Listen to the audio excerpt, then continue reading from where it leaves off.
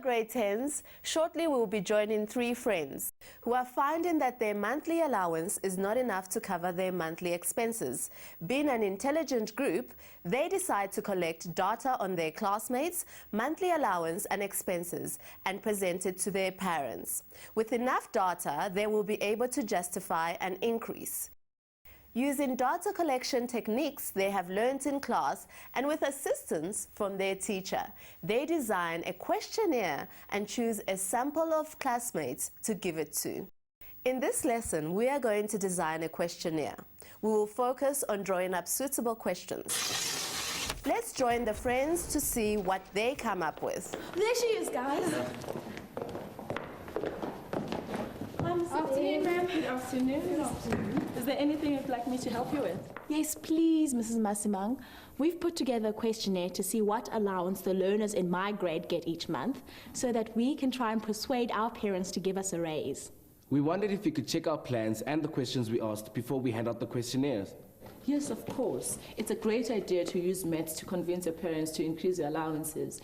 You do know that data from a questionnaire can be interpreted in different ways. So you need to know which questions you're going to ask in a questionnaire and who gets to answer them.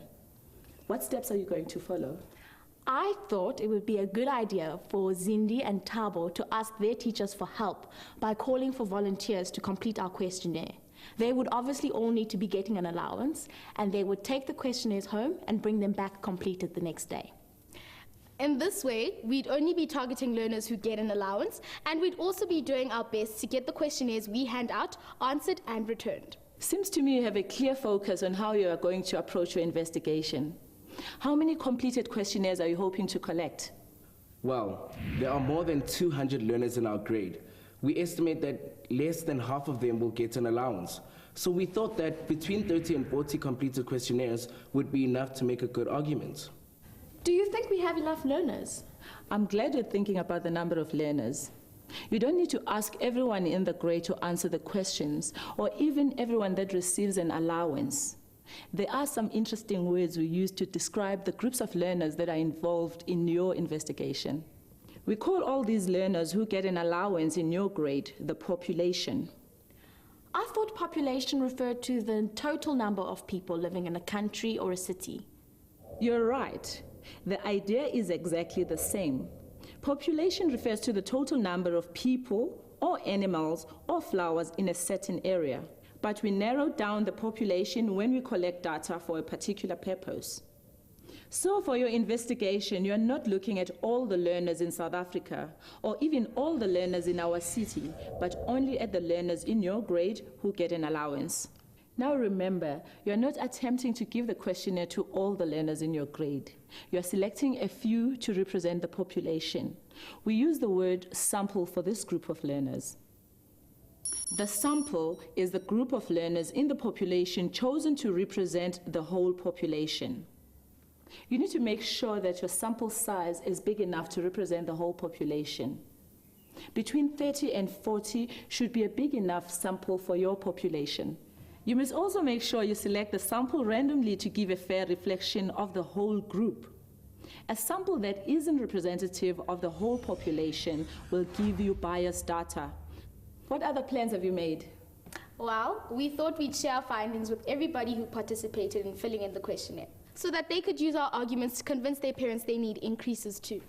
I'm sure it will give them a good motivation to return the questionnaires you give out. Let's have a look at your questions. Well, the first question is quite simple. How much money do you get as an allowance each month? We've left out a space for the learners to fill in the actual amount they get. I like the way you structured this question because it allows you to collect the exact amount. What is the next question, Lebu? Our next question is, estimate how much of your allowance you spend on entertainment, tuck and snacks, toiletries, stationery, savings, and gifts. For this part of the questionnaire, we want to know what learners spend their money on.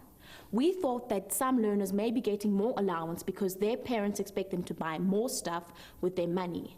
So we decided to put together categories based on the things that we spend our money on.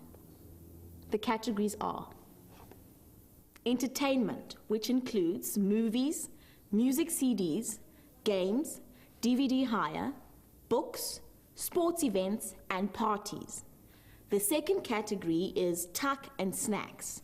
This includes cold drinks, chocolates, sweets, chips, popcorn, and takeaways like burgers, chips, and pizza.